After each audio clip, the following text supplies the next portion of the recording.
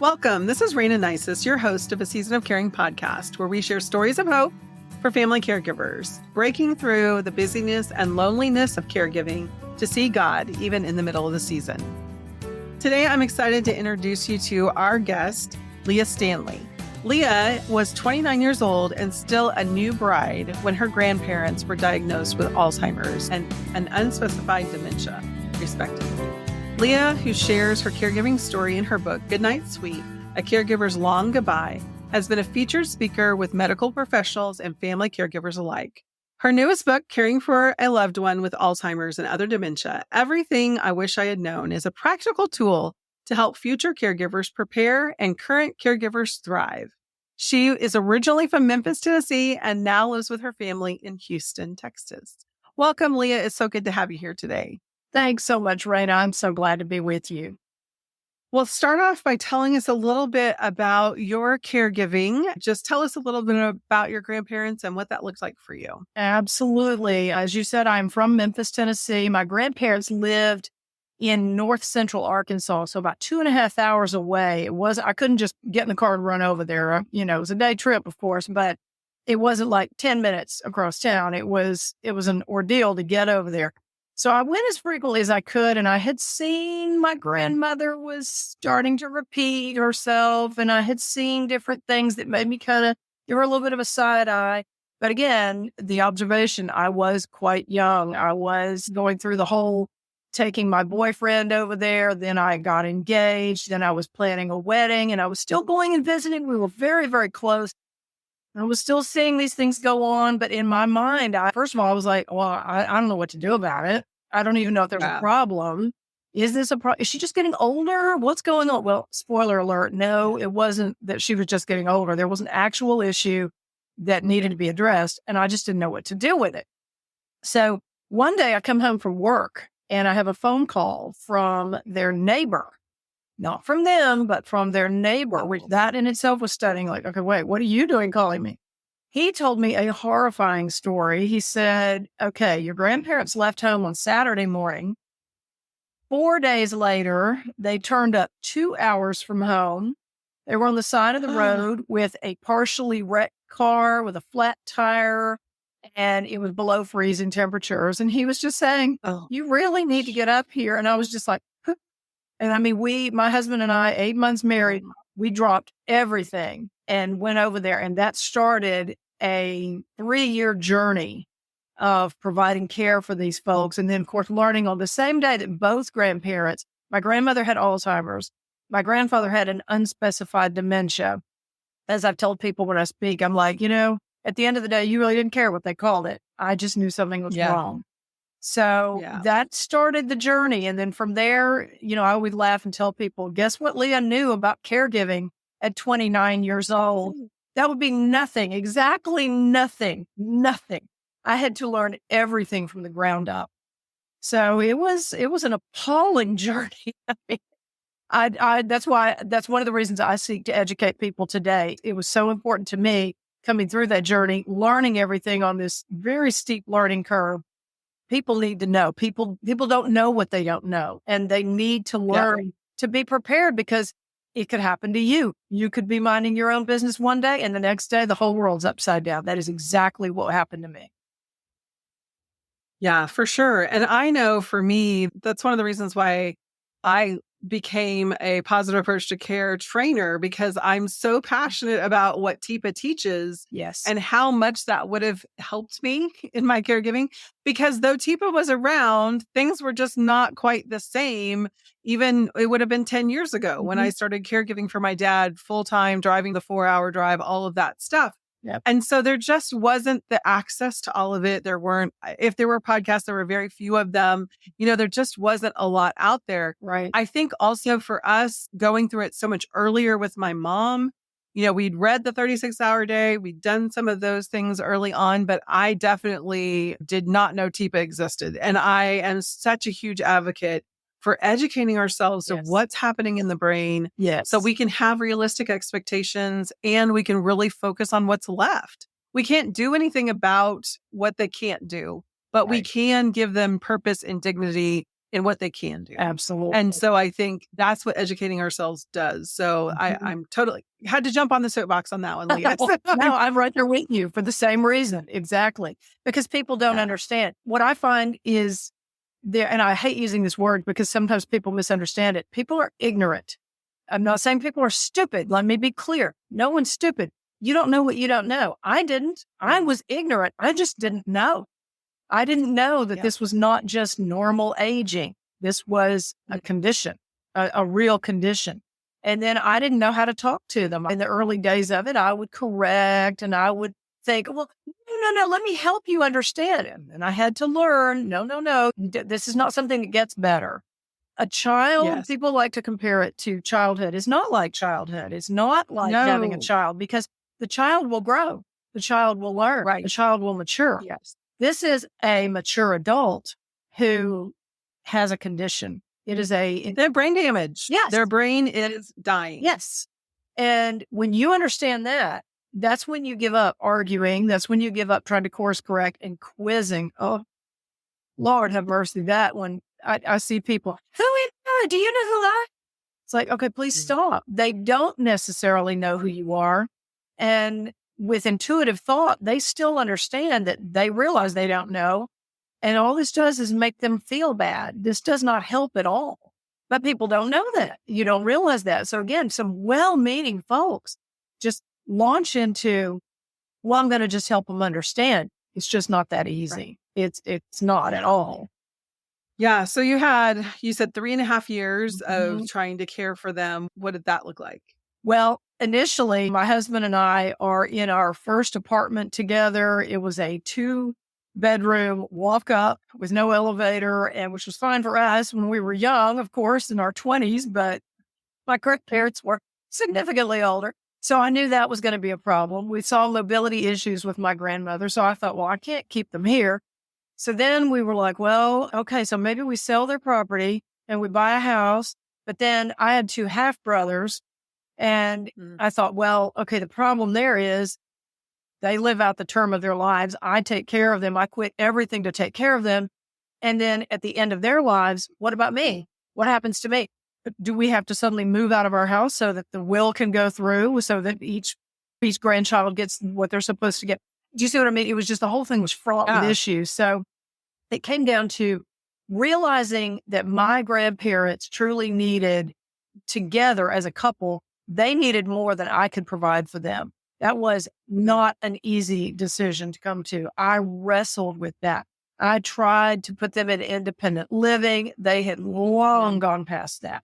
That was not going to work. And they wound up in a nursing home simply because they needed the skilled nursing care that was provided in a nursing home. And, it was a mess. It was just one thing after another. They perpetually kept wanting to go home, but they didn't know where home was. And I recall walking in, I share all of this in my book. I recall walking into the room one time and my grandfather had packed their things in the opaque garbage liners in the room. He had just dumped the trash out and put their clothes in. So you see, it was things that you wouldn't do if you didn't have a condition, a situation, with dementia for him. And then, poor grandma, she just didn't know. She knew me. She knew Leah. I could walk in and she knew me. And that was a blessing from God till the day she died. She always knew me. Girl, she did not know anything else, but she knew me. And that was just such a blessing. I've watched many, many people who do not have that, who their loved one loses their identity, forgets who that person is, and that's tragic. That is its own trauma. So we had a lot of the adjustment phase was trying to figure out, well, how involved am I supposed to be in the nursing home? Okay, I've got these professionals that are helping. One of the things people actually have said they appreciate hearing me talk about them being in a nursing home, because that's kind of the bad word, or phrase, really, nursing home. Everybody thinks, well, I don't ever want to put my person in a nursing home. Okay, well, I understand that, but sometimes the situation necessitates. They may need more care than the caregiver is able to provide. And so I've seen patients where there's extreme aggression. And if the aggression is not controlled and managed, if it's not understood what's causing it, sometimes a spouse may have to put their loved one in the nursing home because they can't handle the aggression and things like that. And I know there's a lot of discussion back and forth. Well, what's causing it? Okay, well, sometimes a caregiver may not have the bandwidth exactly to try to figure out what's causing it or understand it. And it can be really, really challenging. So I am glad to share my experience that we did have my grandparents in the nursing home. Our experience was not a dreadful one, but I also tell people all the time, please be actively involved. If your loved one is in a nursing home, if they need the skilled care available in a nursing home, that's fine. But you need to be actively involved. You need to be involved in the care plans. You need to be talking to the nurses. You need to make yourself available. Let them know that you're part of the team.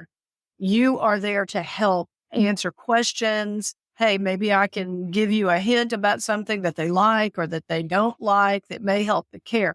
So that actually turned out to be very beneficial as far as me coming out of this thing and saying, wow, I know there's other caregivers coming. I really want to help them. What can I do to help educate folks to get them ready because they may have to deal with this? I think it's important to understand that you're building a team and where they are and who's caring for them, and you and they are all a part of that team. Right. I know for us, after my dad had his blood clot and surgery, we had to place him in a rehab facility for that 21-day period.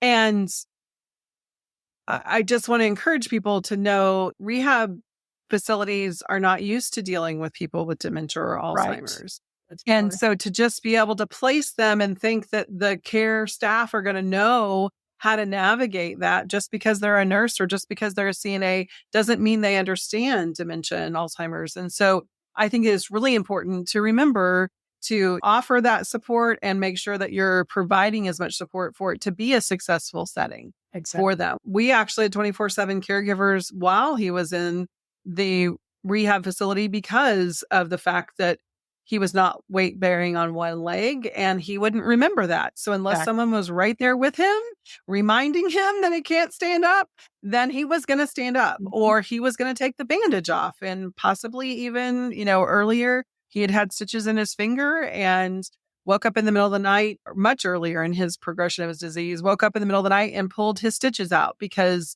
he just didn't understand what that was poking him, Right. Right. And so it really is important to know and be able to build that team that makes it successful. Every family has to do what works for them. And being a person who had both parents with the disease, the progression was very different.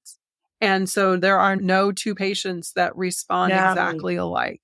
Oh my gosh, that is so true. And that's the thing. People hear, oh, Alzheimer's. Oh, well, then they're going to act like this. And I look at them and I'm like, all right, are you sure? No, they won't necessarily be the same. It won't be. Alzheimer's patients, dementia patients in general can have sundowning episodes. This is an increased agitation that theoretically can occur later in the day, but I'm telling you, sundowning can occur at any point on the clock. So overnight hours, things like that. So people don't realize that.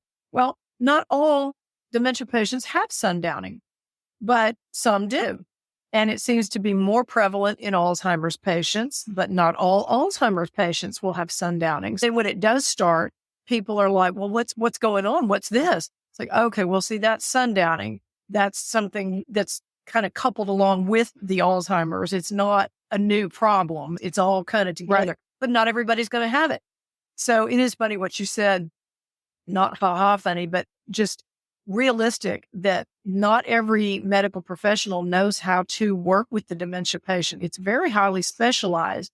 And a lot of places will say they have a memory care unit, but that doesn't necessarily mean that the folks in there are trained to work with dementia patients. And, I kind of laugh and I'm just like, here's the thing about it. If you have a broken bone, are you going to the gynecologist? Probably not. You're probably going to go to someone who deals with bones, So that's the thing. It's like, and it's not that the gynecologist wouldn't have some knowledge, but they wouldn't have the specialized knowledge that you would need. And so that's what it is. It's like, again, working with a care team and trying to find out, look, do we have people here who really know how to work with dementia patients, who really understand what's going on in as much as anyone does understand. That's part of the problem. Right. Dementia is still such a mystery, so much of it. Definitely. Isn't Leah a joy? And it was so amazing to step into that caregiving role at such a young age. Hang on there with us as we get to learn more about Leah's caregiving season. Today's podcast has been brought to you by Dementia Education with Raina. That's right, I'm an independent positive approach to care certified trainer with the TIPA SNOW method. It is one of the things that I am so passionate about, providing an opportunity to educate those who work professionally in roles as caregivers and family caregivers. Just like you, if you are living with someone who is living with dementia, I would love to have an opportunity to help you understand better what's happening in their brain and how you can interact with them to give them the best quality of life, and you as well as a caregiver. Reach out.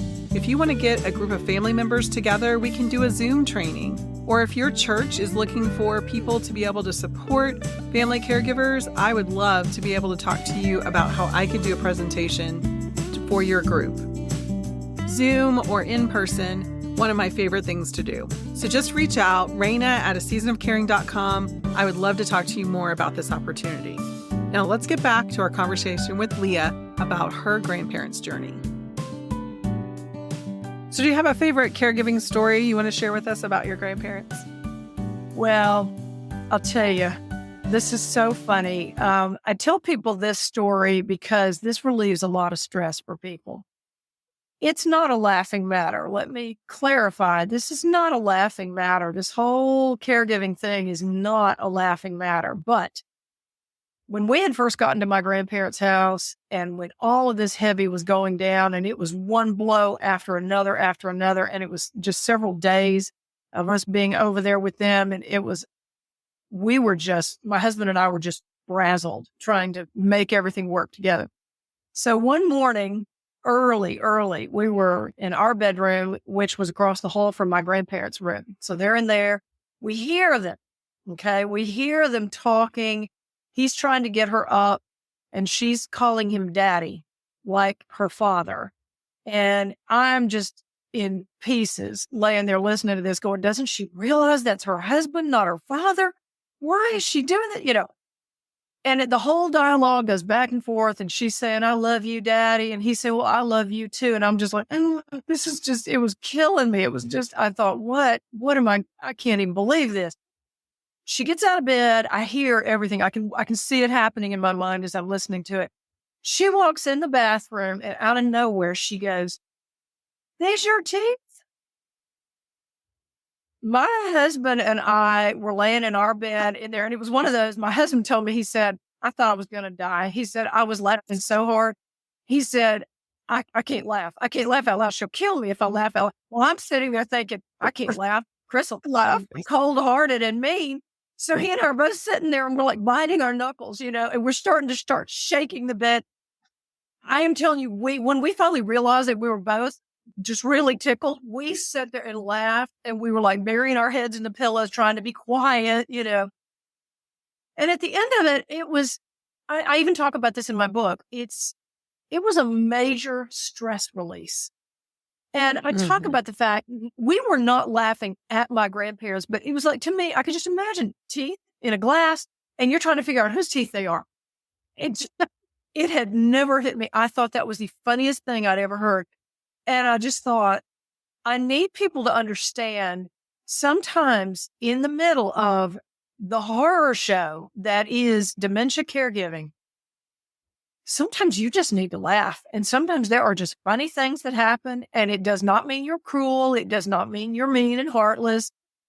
It means you're human and you're just looking for a way to release that stress. And for us, that was a major stress release. So I frequently share that with caregivers, especially when they'll tell me, okay, we'll see. We thought it was kind of funny, but we didn't want to start laughing. And I'm just like, laugh. It's okay. I promise you have full permission. It is okay. No one thinks you're horrible. So, that's one of the things we need to realize. This thing is unscripted. And sometimes they are going to say things. There was another time I had to get driver's license for my grandparents to the folks at the nursing home. They needed the picture IDs. So I had to get them. So I gave them to the girl. And when I was getting them out, my grandmother looks at the one for my grandfather and she goes, "That sure is a bad picture of your grandfather." And I was just like, no, she didn't just say that about her husband. Yes, she did. And we were chuckling. So then she takes the license off. She comes back. And my grandfather takes my grandmother's license at that point. And he's looking at it and he goes, "That sure is a bad picture of your grandma." It's like, no, they didn't. Yes, they did. So, things like that happen. And it's funny and it's okay to laugh. You need it. You need it. That's part of Yeah. the whole picture of, because I mean, if you swirl into the depressive, down, sad, negative, and all that's there, all of that's there, and all hard. that's real. It's so hard. But there are going to be some funny moments like that. Let yourself laugh. You are not a bad person for it. Truly. Very true. What would be one thing that you would say surprised you most about caregiving? I could not really hardly believe how they degraded mentally, the magnitude of how far down it went and how awful it got. And because in your mind, you just think, well, I'm just gonna reason with them, telling my grandfather, "You can't pack your clothes in the garbage bag. Okay. You just can't do that." Why would he have done it in the first place? And I was sitting there for the longest time. That was something I struggled with, was just, well, I just want to reason with him. I just want to explain. And part of my problem too, in that respect, was, they give the verbal cognition test. And so when my grandma took the verbal cognition test, she scored a 7. Okay. This is an epically low score. Now, my grandfather, they were telling me how bad she was doing. And I was like, they were saying, well, he's a little bit better than her. And I was like, oh, excellent. I can get him to help me. And then they revealed to me that he scored a 9. And I was like, so better is, how do we quantify better? Okay, he got 2 more. Well, and I think, just to clarify, I think like mild cognitive impairment starts at 21. Am I right? Yeah, the numbers are higher, way higher. Today's tests, back in the day, this was 1997. So there you go. I didn't know anything. So they had to educate me through the whole thing.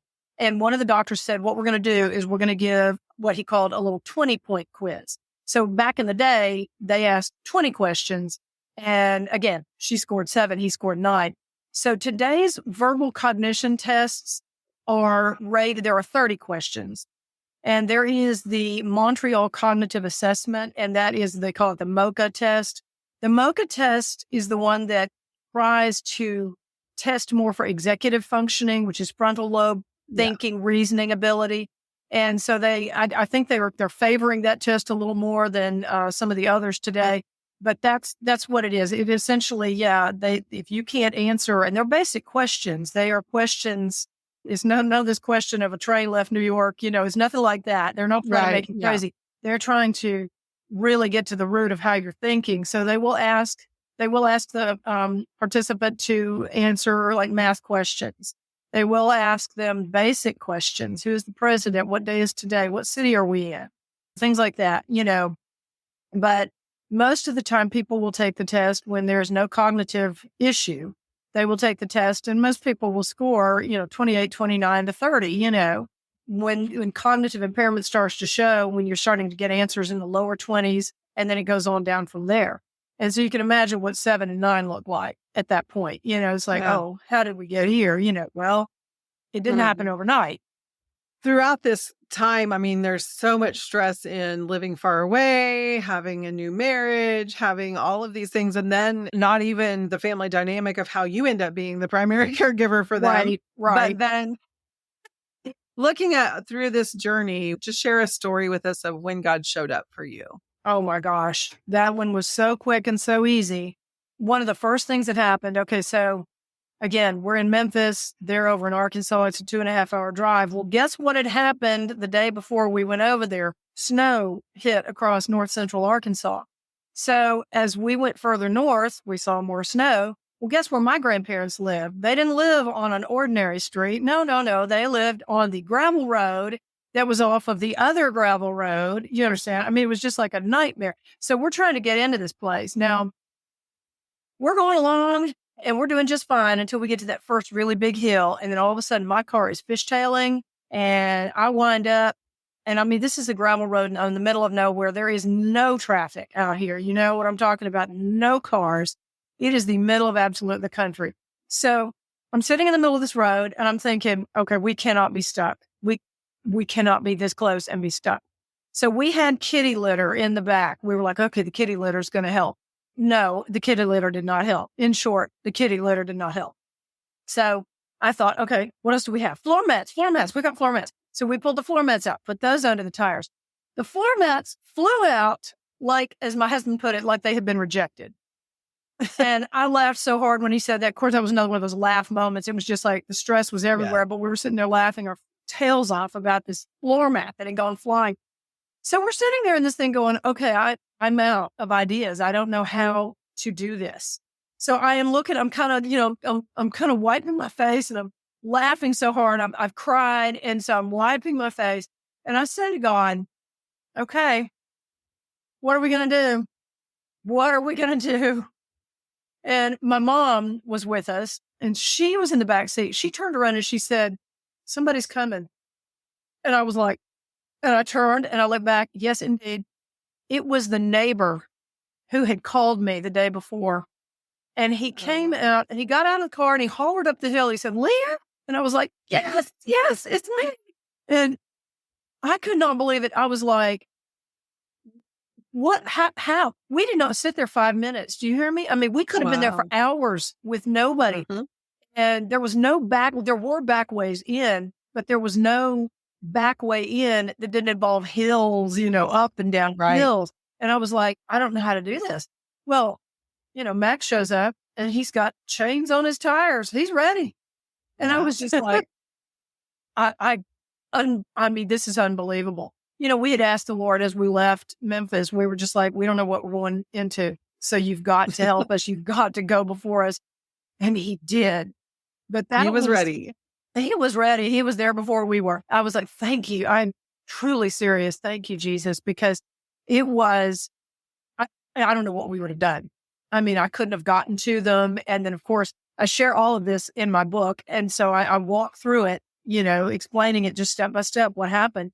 So that whole rest of the day would have been shot if we hadn't been able to get in there. As it turned out, that was the day I was able to get them to the hospital, to have them checked out, get the diagnosis, meet with the lawyer the next day. It was remarkable that he showed up when and where he did. And he was so ready to help. He was just like, what can I do to help? And we were just like, who are you? I mean, he just basically almost stopped his life to help us. And I was looking at that. I was like, that is God just providing. And it was wonderful. Yeah.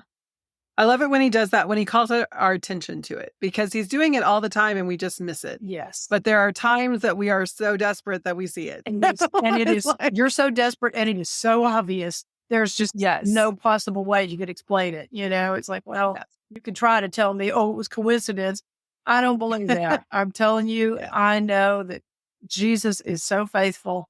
And I just was I look back at that and I'm like, yeah, God's Auto Club. He took care of us. Yeah. So share with us what one thing you would do that helps you to live content, love well, or care without regrets. I always encourage people, caregivers that I talk to, do the absolute best you can. I was not a medical person. My degree is in journalism. Girl, we in journalism, we don't do medical. We don't do science. We do our science that's required for our undergraduate work. And then after that, I mean, we are done with science. So I was not a skilled medical practitioner, and I've learned a great deal as I've come through, but I had to just own up to the fact that I wasn't Superwoman. I couldn't do everything they needed. And so that's what I tell people. I tell caregivers, look, cut yourself some slack. Give yourself a break. When you are doing everything you can, that's enough. You're doing everything you can. So it's all right. Okay, so you weren't sure what to do medically. You weren't sure what to do. You don't know about dementia. All right, fine. You can learn, and it's great that you're going to learn, but it's okay to get help. It's okay to not be everything to that person. And really and truly, well, I hate saying this. I always hate saying this, but I do tell people because it's the truth. This job won't last forever. This is a job that has a term limit to it. And for me, that term limit came 3 years in. And my grandfather passed first, and very sudden, very quick. My poor grandma, she just lingered and lingered and lingered. And when my journey was finally over, that's when I began to realize I was like, there are so many others coming up behind me. What can I do to help them? Well, again, my degree is in journalism, so I couldn't deal with all the medical stuff, but I could write my story. So that was a way that I could give back. That was a way I could connect with other caregivers. And that's what I wanted to do. And if I can encourage you, anybody, anywhere today as a caregiver, you're doing your best. Be all right with that. Don't beat yourself up thinking you should have done something more. You could have, should have, would have. You're the best you can. And then guess what? Your famous book title, No Regrets. That's right. So that's what that always is what comes to mind to me, because it's not about being perfect. It's about doing what you can do and not looking back and beating yourself up over it. Exactly. Knowing that you don't have regrets is just meaning that every step of the way when you had a chance to do better, you did. Yes. And learned. I think that's important, to take responsibility and to learn and to do the best that you can do. Absolutely. Absolutely. Well, Leah, it's been a joy to be able to talk with you. Share with our audience where they can find your books and how they might be able to stay connected with you. Oh, excellent. I'm on social media. I'm across the platforms. Usually you can find me at E3Cares, and they can get my books anywhere that you can find books online. Amazon, books, Barnes & Noble, christianbook.com, things like that, Goodreads. They're all there. So you can definitely order them online. And I am always glad to connect with caregivers. People can direct message me online. That is not a problem. On social media, that is not a problem. I'm glad to answer any questions that I can. Well, thank you again. We're so glad to have you here today. Thank you, Rita. It's been a real pleasure. And thank you, audience, for joining us for Stories of Hope with Leah. A Season of Caring podcast has been created to share stories of hope for living content, loving well, and caring without regrets for you, the family caregiver. If you have legal, financial, or medical questions, be sure to consult your local professionals and take heart in your season of caring.